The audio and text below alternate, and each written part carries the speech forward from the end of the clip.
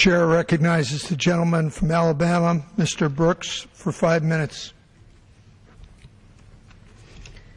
Mr. Speaker, the Science, Space, and Technology Committee recently held a hearing on HealthCare.Gov cybersecurity threats.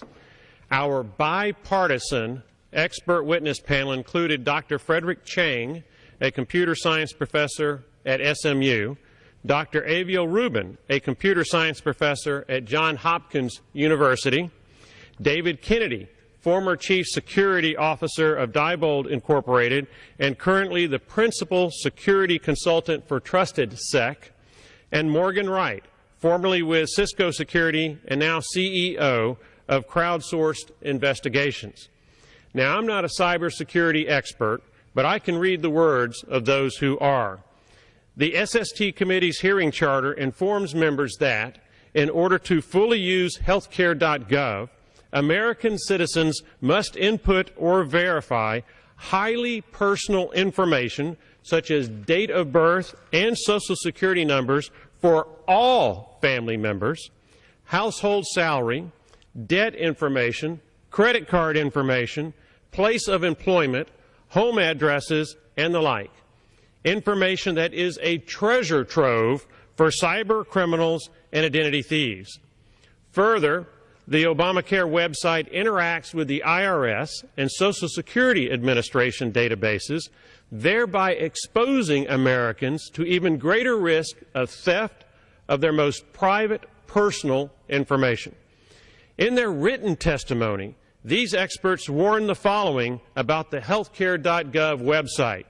Quote, "There are clear indicators that even basic security was not built into the HealthCare.Gov website," end quote.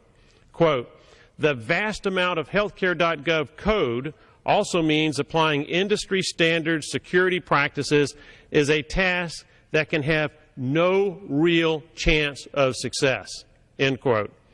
HealthCare.Gov, quote, "creates massive opportunity for fraud, scams, deceptive trade practices, identity theft, and more," end quote.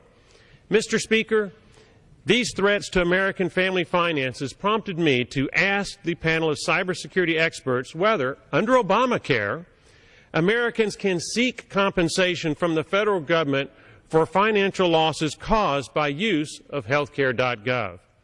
In reply, not one expert, not one, indicated Obamacare requires the federal government to compensate American citizens for cybersecurity financial losses caused by their forced use of the HealthCare.Gov website. If these experts are right, and if you're an American citizen who obeys Obamacare dictates, and you suffer from identity theft or other financial losses, the White House response is essentially, tough luck. You are on your own. Well, that's unsatisfactory and unacceptable. I next asked the bipartisan panel of experts, quote, "Given HealthCare.Gov security issues and assuming for the moment that you would be personally responsible for all damages incurred, if any, from your advice, would any of you advise an American citizen to use this website as the security issues now exist?" Their bipartisan response was a stunning and unanimous no.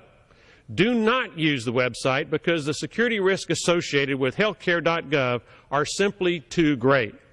Mr. Speaker, the Obamacare website, HealthCare.Gov, is the mother lode for identity theft, internet fraud, and other criminal activity.